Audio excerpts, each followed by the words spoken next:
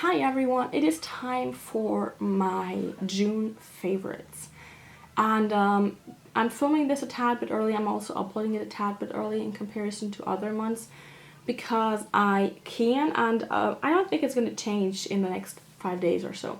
So we're going to go do this right now, and I will try to see if I can upload this and edit this today so that you can have 2 videos in a row for a change. Now, let's go right in. The only products I have here with me are makeup related products. So this is very basic in a way, but I still wanted to talk about them because there are some items that I haven't talked about a lot yet. For starters, we're gonna go with the basics, and the first product I want to mention is my Catrice Prime and Fine Pore-Refining Anti-Shine Base. This is a primer for the face, obviously, from Catrice, so it's a drugstore brand. It is cruelty-free. This particular product is not vegan. It has at least one content in here, one ingredient in here that is not vegan. So that is a downside for sure, but I haven't found a vegan primer yet that I liked. So for the time being, I'm going to go with that. It does a very good job at keeping my foundation on all day and at keeping it as matte as possible. Right now I'm wearing a foundation that is that has a satin matte finish, and that is quite nice. Honestly, I can't complain about that. I like the way it looks on my skin. It is not super duper matte, and I do like that. I don't like being uber matte, because if it's uber matte, it's just I feel like my face is too flat and I have to do too much with other products to make my skin and my face feel alive again. So this is a wonderful product. I like the way that it applies. It is not too silicone-y.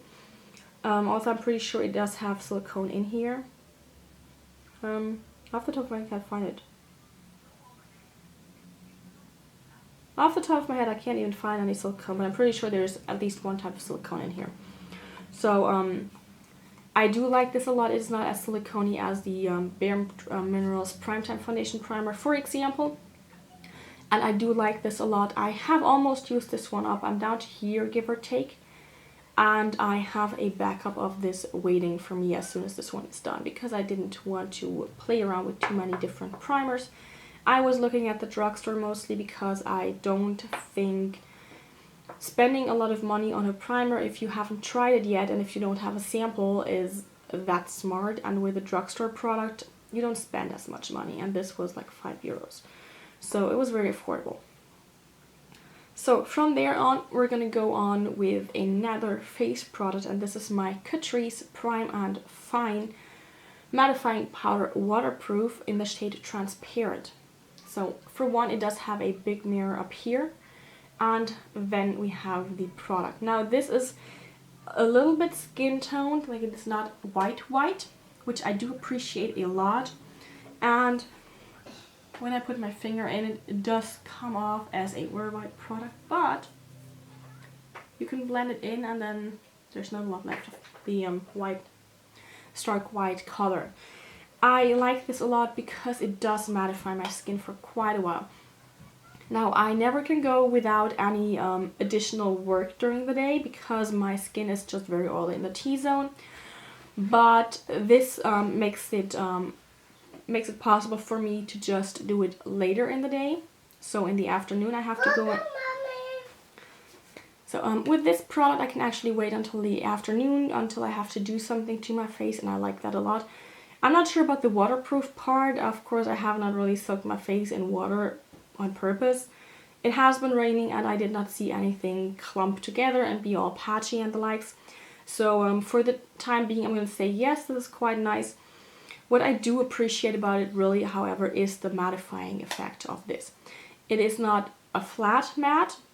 It is still, like you can see on my face right now, there's no shine going on. Like, it's not oily or anything. It is a dewy finish in essence, but it is not overly dewy, and it does not come off as shiny too soon.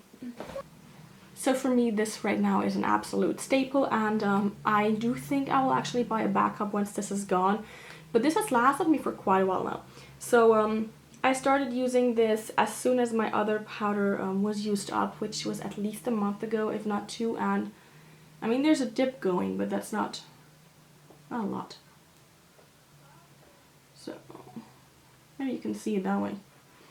So I don't feel like I need a lot of that product, which I do like a lot. Then I have a contour product right now that I had originally decluttered at the beginning of the year, but I could not find anybody who wanted to take it. I don't have too many friends that use makeup, like I keep saying. So for me, it's always a bit like asking around and seeing who might want to wear makeup and who might want to try something. And for the most part, I just have stacked all the products that I wanted to get rid of in a corner, and I'm going to pass them along as I find people interested in it. With the NYX powder blush in Taupe, however, I have not found anybody yet.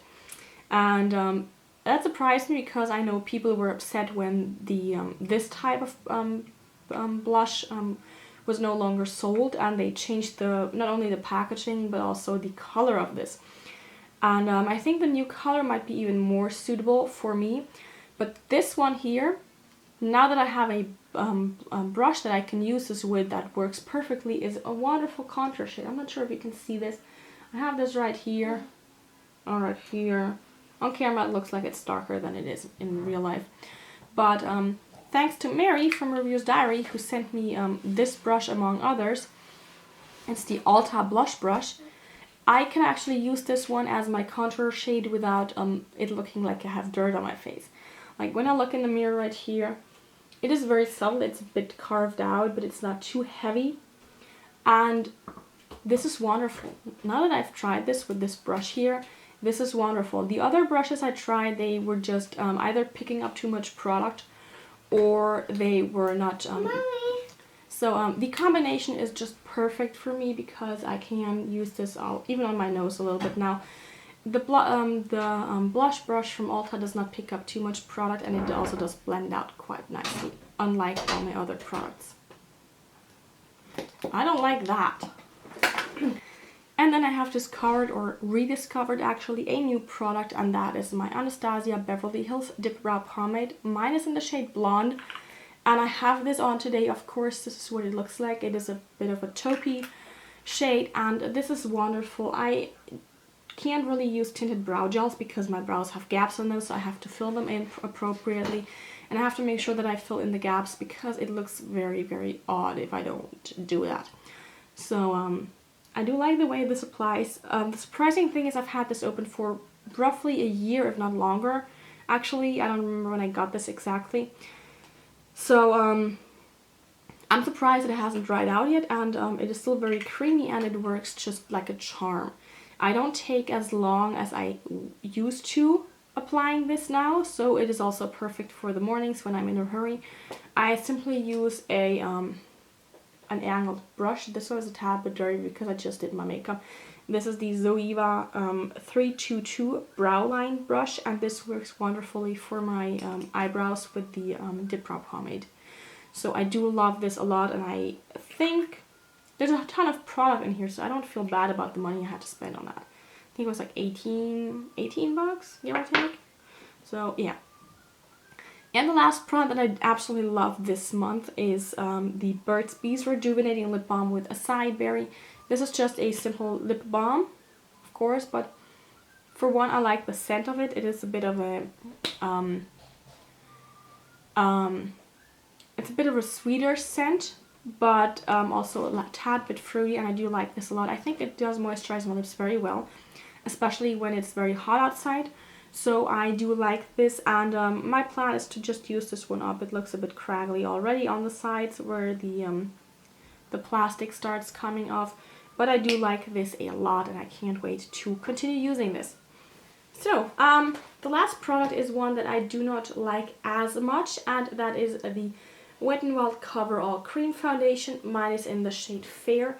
My problem with this is that it simply does not, it applies very nicely, but it does make me break out, which I don't like. I don't want foundations to make me break out, so I'm going to actually move this one probably out of my collection unless I can find a way to use this one up, because there's a ton in here still.